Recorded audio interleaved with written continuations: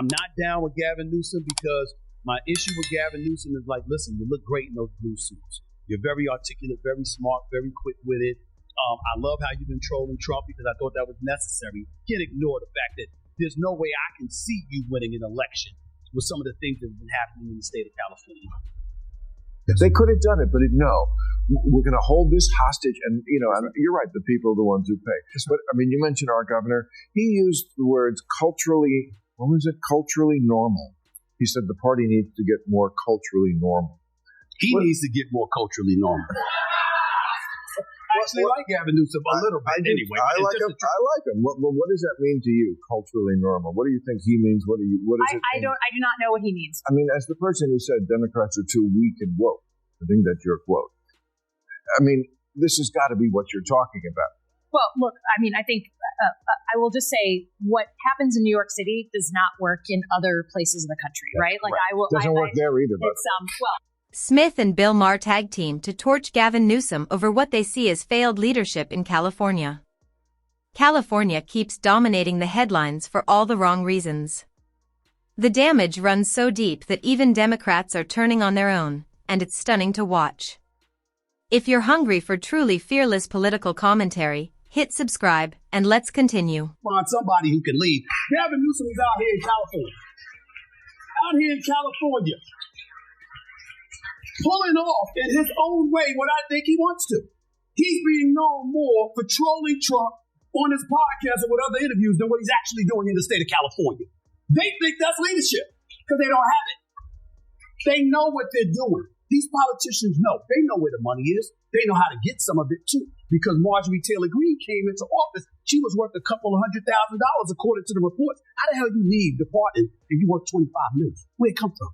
I work every day. I make a pretty good salary. I ain't making $25 million working on Capitol Hill with a salary that's less than $400,000 by accident, somehow, some way, lobbyists up on Capitol Hill, you vote in one way or another, making sure that you assuage their concerns and appeal to them and all of this other stuff. According to Stephen A. Smith, Gavin Newsom has become far more famous for trolling Donald Trump on social media than for anything he's actually accomplished governing California. And honestly, that assessment rings true because if you stopped any random Californian on the street and asked them to list 10 genuine achievements Newsom has delivered since taking office, most of them would struggle to name even 3 or 4. Newsom loves to tout the fact that California boasts one of the strongest economies in the entire country. But here's the catch: that economic foundation was already firmly in place long before he ever assumed the governorship. He essentially inherited a thriving system built by others and has spent his time taking credit for it while the state's real problems, crime, homelessness, and unaffordability, continue spiraling out of control underneath the surface, largely unaddressed and ignored. So that's not to be like one thing where we have a disagreement. If you have a fundamental values disagreement with an organization, then you shouldn't take their money. It's just hard for me to comprehend how we can hear someone on Capitol Hill saying, I have a fundamental disagreement with this one issue. As far as I'm concerned, there should be an abundance of issues that you fundamentally disagree with somebody about, considering the politics that go on Capitol Hill and the inordinate amount of issues that have to be addressed. I'm not saying that wasn't serious. I get that part. I'm just saying it's hard to imagine that one issue would do that, but okay, that should. It's hard to, frankly, I think a larger issue for people is if you are, and this is separate from your reason to do so, but if people are in a fad-based way deciding, is this unpopular? It is going to get me less likes, and I will then stand for that. That makes me very skeptical about what you'll stand for at all. Yep. And honestly, I'd be skeptical too. These days, far too many politicians, Gavin Newsom included, simply don't have the strength of will, conviction, or character to lead with any real authenticity. Instead, they just go wherever the crowd happens to be going at any given moment.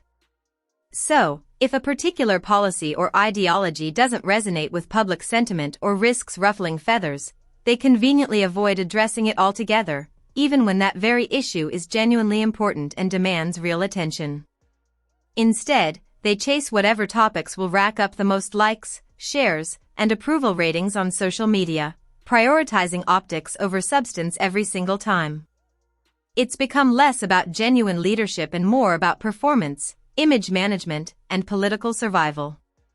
And that's precisely the kind of hollow, calculated behavior that's eroding public trust in our institutions today. Not down with Gavin Newsom because my issue with Gavin Newsom is like, listen, you look great in those blue suits. You're very articulate, very smart, very quick with it. I love how you've been trolling Trump because I thought that was necessary, in order to compete with Trump.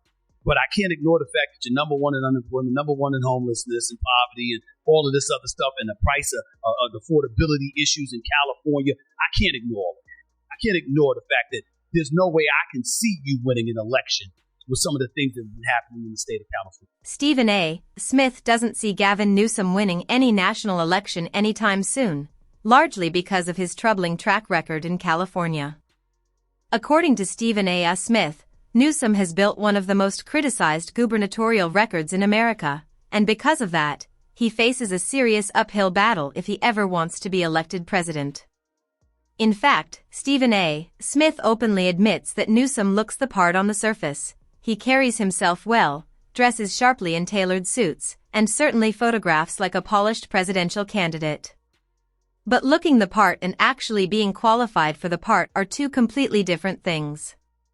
Beneath that polished exterior, Stephen A. Smith argues there is a glaring lack of real substance, accomplishment, and proven leadership ability, and voters, he insists, are growing increasingly tired of style over genuine, measurable substance when it truly counts most. Are now stuck with two morons responsible for all their problems, and they have to choose between dumb and dumber. That's not a choice. That's the machine protecting the machine. And now every problem that plagues Los Angeles because of these two corrupt communists is going to accelerate, and the city will tumble headlong into the abyss. You have no idea how many major developers, hoteliers, business owners, entrepreneurs have been texting me saying they're packing up and leaving town. More of your favorite restaurants will be shuttering. That means less tax revenue. That means the city has to cut services. Now it seems that California and its major cities don't even have a particularly bright future ahead, at least according to Spencer Pratt, a man who himself once seriously considered running for mayor of Los Angeles. He claims rather bluntly that leaders like Mayor Karen Bass and Nithya Raman risk making California's already dire situation even worse if the same political approach continues. According to Pratt, neither figure represents the kind of vision, competence, or genuine willpower required to tackle the state's mounting crises, such as rampant homelessness, skyrocketing crime, and a crumbling, overstretched bureaucracy that seems incapable of fixing anything meaningful. Instead, he argues voters will simply be choosing between two flavors of the same failed political establishment that has been running things into the ground for years now. And if that's truly the case, Californians might be staring down an even bleaker, more uncertain road ahead. What the Democrats are not doing with this is leading. The energy in their parties with the young people who learn everything about Israel on TikTok. They don't know shit. And their leaders are not standing up and saying, kids, you don't know what's going on here. Every war Israel has fought is a war of defense. Right. Every war, they were attacked first. Well, and they're not doing that. That's another major cause of concern for Maher. Many Democratic leaders are old enough and experienced enough to know better, to know the actual truth, yet they consistently choose to stay silent rather than speak up. Meanwhile, the younger base within the party often swallows misinformation circulating widely on social media without question, and the very leaders who clearly know better rarely step in to correct the record or push back. A particularly glaring example of this is when certain individuals openly degrade or disrespect the American flag, yet simultaneously hoist the Palestinian flag instead, while loudly claiming that America itself is the true global oppressor. Maher finds this kind of selective outrage deeply troubling, even hypocritical, because it reveals a party more concerned with appeasing vocal online minorities than confronting uncomfortable realities head-on. And that silence, he insists, speaks volumes about where real leadership is currently lacking. Liberal, conservative, they don't know what makes you either one. Conspiracy theories, that they know. And memes, and trolling that also might be true. Maureen Galindo is a Democrat who ran for the House in Texas this year. Describes herself as a judgment-free sex therapist. I hope so. Who wants a judgy one?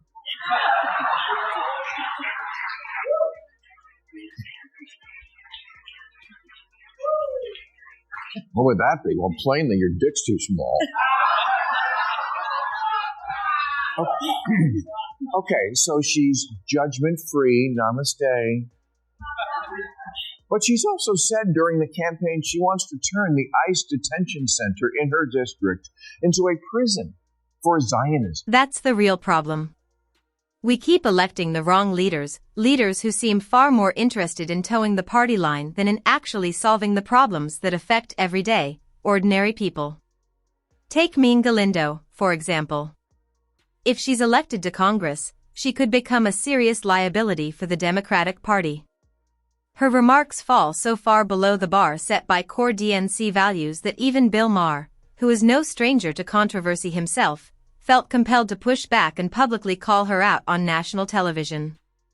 And that's the exact same underlying problem plaguing Gavin Newsom. Someone will dive into in much greater detail a little later in this video.